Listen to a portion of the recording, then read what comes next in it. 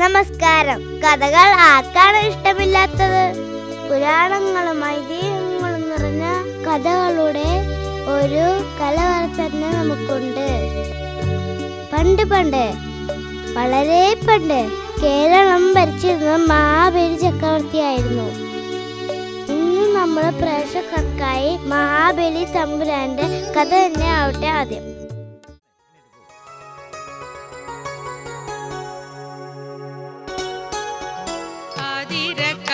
മണഞ്ഞുവല്ലോ ആളിമാരാരും അറിഞ്ഞതില്ലേ. ആതിരക്കാലമണഞ്ഞുവല്ലോ ആളിമാരാരും അറിഞ്ഞതില്ലേ. പാട്ടും കുരവയും നീരാട്ടമാട്ടവും കോട്ടം കൂടാതെ കൊണ്ടാടിടും നിങ്ങൾ കൂട്ടരുമൊത്തു കളിച്ചിടും. പാട്ടും കുരവയും നീരാട്ടമാട്ടവും കോട്ടം കൂടാതെ കൊണ്ടാടി നിങ്ങൾ കൂട്ടരുമൊത്തു കളിച്ചിടും.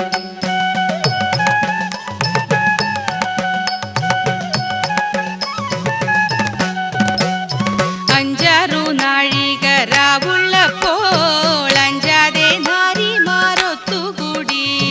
അഞ്ചാറു നാഴികരാവുള്ളപ്പോൾ അഞ്ചാതെ നാരിമാരൊത്തുകൂടി.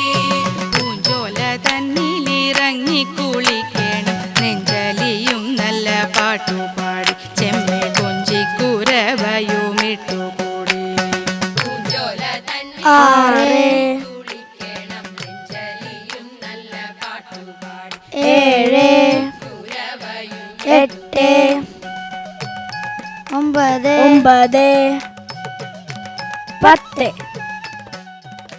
ഒരു പ്രാവശ്യം കൂടി ആട്ടറാ. ഇന്ന് പോടക്കടാ. മാറാ മുത്തച്ഛൻ കഥ അറിയാന്ന് പറഞ്ഞു. നിങ്ങൾ കേൾക്കാൻ വരുന്നുണ്ടോ? ബോറൻ കഥ ആർക്ക് കേൾക്കണം? സഞ്ജു ആട്ടടാ.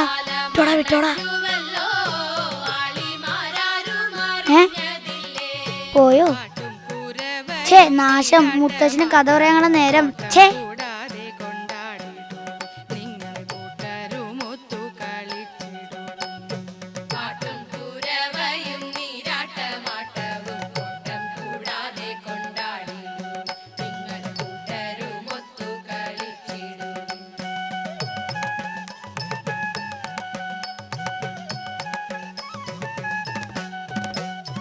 അഞ്ചാറു നാഴികരാവുള്ളപ്പോൾ അഞ്ചാതെ മക്കളെല്ലാവരും എത്തിയോ? ഉവ്വ മുത്തശ്ശ. ഇന്നത്തെ കഥ നമുക്ക് ഇവിടെ വച്ച് തന്നെ കേൾക്കാം. നമുക്ക് തറവാട്ടിലേക്ക് പോവാ മുത്തശ്ശ. കഥയൊക്കെ പറഞ്ഞു കഴിഞ്ഞ് നമുക്ക് തറവാട്ടിലേക്ക് പോകാം. ഇരിക്കാം.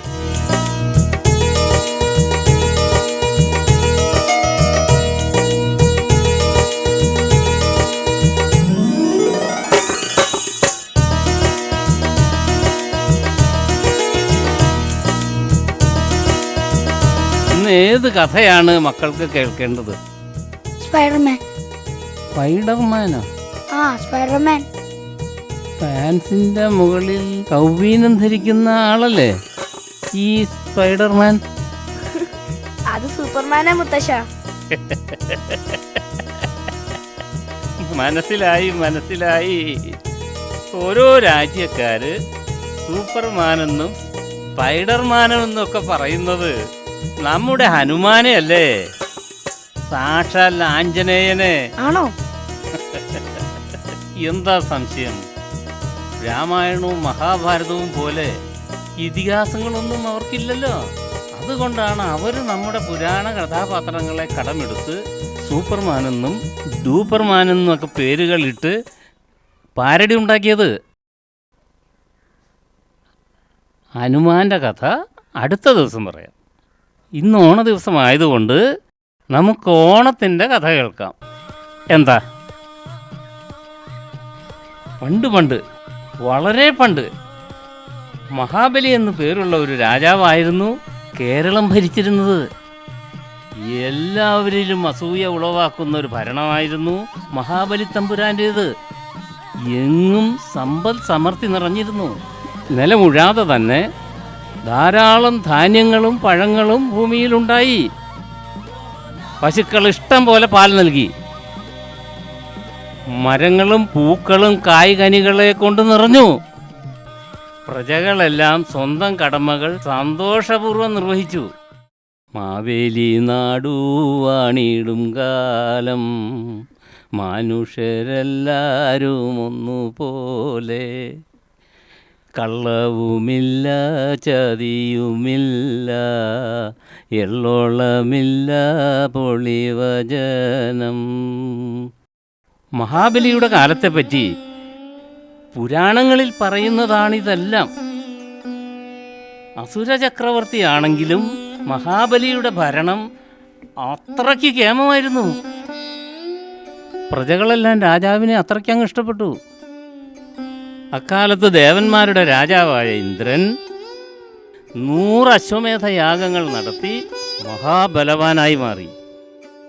ക്രമേണ ദേവേന്ദ്രന്റെ മട്ടും ഭാവവും മാറി. അദ്ദേഹം അഹങ്കാരിയും സുഖലോലുപനുമായി തീർന്നു. രാജ്യകാര്യങ്ങളിൽ യാതൊരുവിധ താല്പര്യവുമില്ലാതായി. ദേവേന്ദ്രനെ കീഴ്പ്പെടുത്തി സ്വർഗലോകം കൈക്കലാക്കാൻ മഹാബലിക്ക് ആഗ്രഹമുണ്ടായിരുന്നു. മഹാബലി തന്റെ ആഗ്രഹം ഗുരുവായ ശുക്രാചാര്യരോട് പറഞ്ഞു. ശുക്രാചാര്യർ സമ്മതിച്ചു. മഹാബലി ഉടൻ സ്വർഗരാജ്യം ആക്രമിച്ചു. യുദ്ധത്തിൽ ദേവന്മാർ പരാജയപ്പെട്ടു. മഹാബലി സ്വർഗത്തിലെ രാജാവായി. കിരീടധാരണത്തിനു മുമ്പ് മഹാബലി മുത്തച്ഛനായ പ്രഹ്ലാദനെ സമീപിച്ചു. രാജ്യഭരണത്തെപ്പറ്റി ഉപദേശിക്കണമെന്ന് പ്രഹ്ലാദനോട് അപേക്ഷിച്ചു. ധർമ്മമേ വിജയിക്കൂ, ധർമ്മം വെടിയാതെ രാജ്യം ഭരിക്കുക, അതായിരുന്നു പ്രഹ്ലാദന്റെ ഉപദേശം. മഹാബലി സത്യത്തിന്റെ മാർഗത്തിലൂടെ രാജ്യം ഭരിച്ചു. പ്രജകളെല്ലാം സന്തോഷിച്ചു. പക്ഷെ ദേവന്മാർ ഒന്നടങ്കം ദുഃഖിച്ചു. ഒടുവിൽ അവരെല്ലാവരും മഹാവിഷ്ണുവിന്റെ അരികിലെത്തി സങ്കടമുണർത്തിച്ചു. എല്ലാ പ്രശ്നങ്ങൾക്കും പരിഹാരം ഉണ്ടാക്കി തരാമെന്ന് വിഷ്ണു അവർക്ക് വാക്കും കൊടുത്തു. മക്കളെ, കഥ രസകരമാവുന്നുണ്ടോ? നിങ്ങളുടെ സ്പൈഡർമാന്റെ അത്രയും വരുമോ? Very interesting story. വേഗം പറയും മുത്തശ്ശ. ശരി, പറയാം മക്കളെ. നമ്മൾ എവിടെ പറഞ്ഞു നിർത്തിയത്? ദേവന്മാരെല്ലാം വിഷ്ണുവിന്റെ അരികിലെത്തി സങ്കടം ഉണർത്തിച്ചു. വിഷ്ണു വാക്കു കൊടുത്തു. നാളുകൾ കടന്നുപോയി. മഹാബലി നർമ്മദാ തീരത്ത് ദിവസങ്ങളോളം നീണ്ടു നിൽക്കുന്ന ഒരു യാഗം നടത്താൻ തീരുമാനിച്ചു. ഈ യാഗത്തിന് ചില പ്രത്യേകതകളുണ്ടായിരുന്നു. വിശ്വജിത്ത് എന്നായിരുന്നു ആ യാഗത്തിന്റെ പേര്. ഈ യാഗം പൂർത്തിയായാൽ പിന്നെ മഹാബലിയെ ആർക്കും തോൽപ്പിക്കാനാവില്ല. യാഗഭൂമിയിൽ മുനിശ്രേഷ്ഠന്മാർ അണിനിരന്നു. എങ്ങും വേദമന്ത്രങ്ങൾ ഉയർന്നു കേട്ടു. പതിവ് പോലെ ഒരു ദിവസം മഹാബലിയുടെ കൊട്ടാരത്തിൽ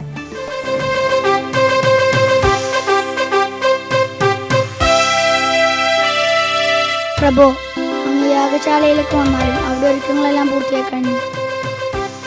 നാം യാഗശാലയിലേക്ക് പോകട്ടെ രാജ്ഞി. ശരി പ്രഭു.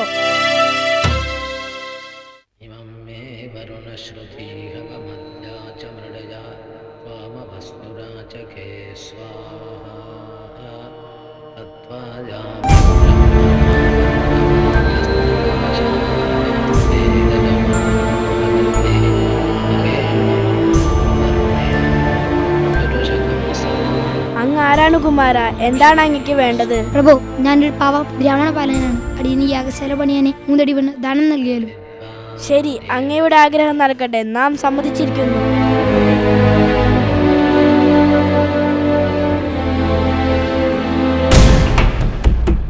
ഇതിലെന്തോ ചതിയുണ്ട്. ദാനം നൽകരുത്. ദാനം നൽകിയാൽ മഹാബലിക്ക് രാജ്യം നഷ്ടപ്പെടും. ഗുരു, നാം വാക്കു നൽകിയില്ലേ? കൊടുത്ത വാക്ക് നമുക്കിത് തിരിച്ചെടുക്കാൻ കഴിയില്ല. എന്താ പ്രഭു, എന്തെങ്കിലും പ്രശ്നം? ഒന്നുമില്ല കുമാര. ശരി, ദാനകർമ്മത്തിന് തയ്യാറായാലും.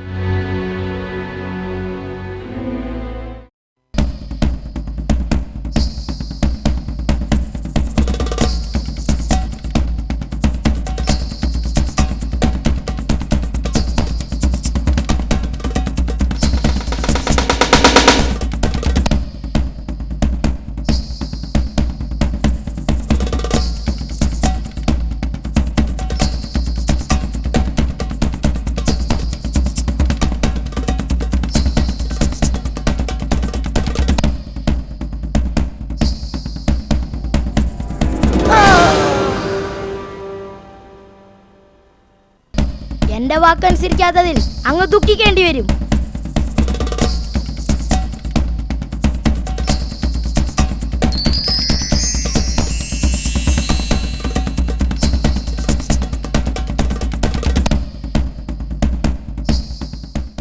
കുമാര, അങ്ങ് ഭൂമി അളന്നെടുത്താലും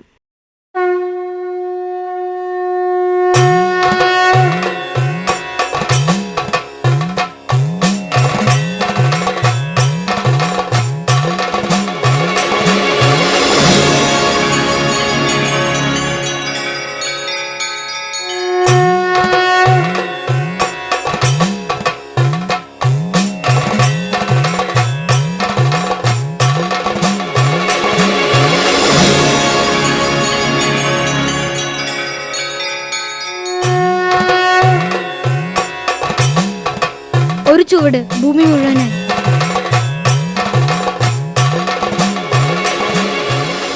രണ്ടാമത്തെ ചുവട് സ്വർഗം മുഴുവനായി. പ്രഭു, മൂന്നാമത്തെ ചുവട് വയ്ക്കാൻ സ്ഥലമില്ല. പ്രഭു, മൂന്നാമത്തെ ചുവട് അടിയന്റെ ശിരസിൽ വെച്ചാലും.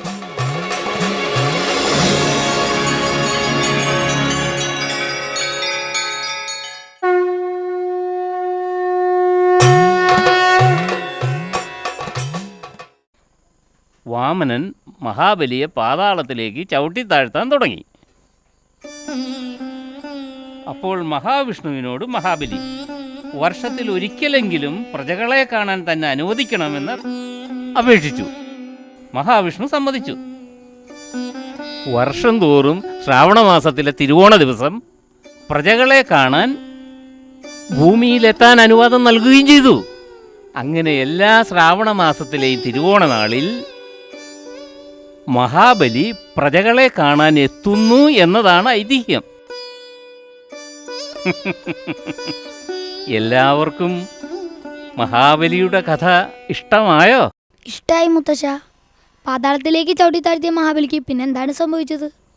മഹാബലിക്ക് 100 കൊട്ടാരങ്ങളാണ് പാതാളത്തിൽ ഒരുക്കിയിരുന്നത്. 100 കൊട്ടാരങ്ങളോ? ആ,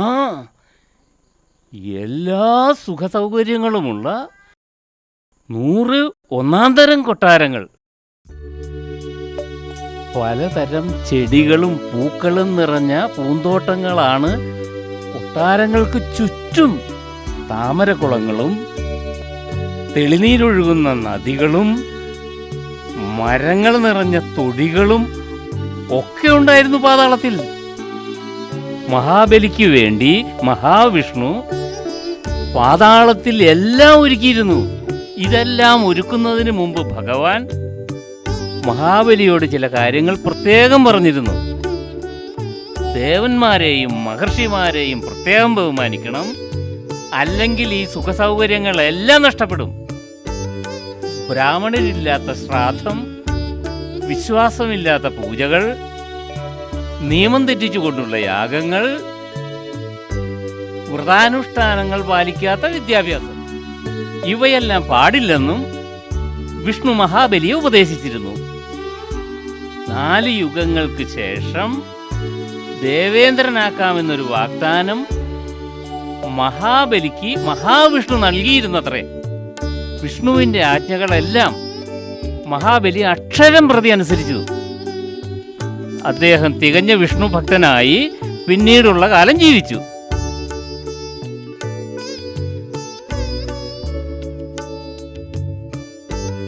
കഥയൊക്കെ എല്ലാവർക്കും ഇഷ്ടപ്പെട്ടില്ലേ? കുറെ നേരമായില്ലേ ഇവിടെ എങ്ങനെ ഇരിക്കാൻ തുടങ്ങിയിട്ട്? ഇനി നമുക്ക് തറവാട്ടിലേക്ക് പോവാം.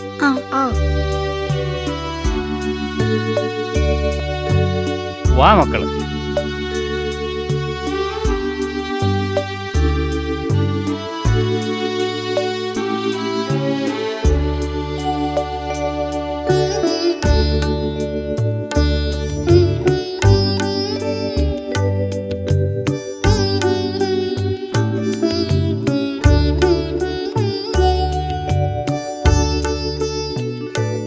മാവേലി തമ്പുരാന്റെ കഥ പ്രേക്ഷകർക്കെല്ലാം ഇഷ്ടമായോ?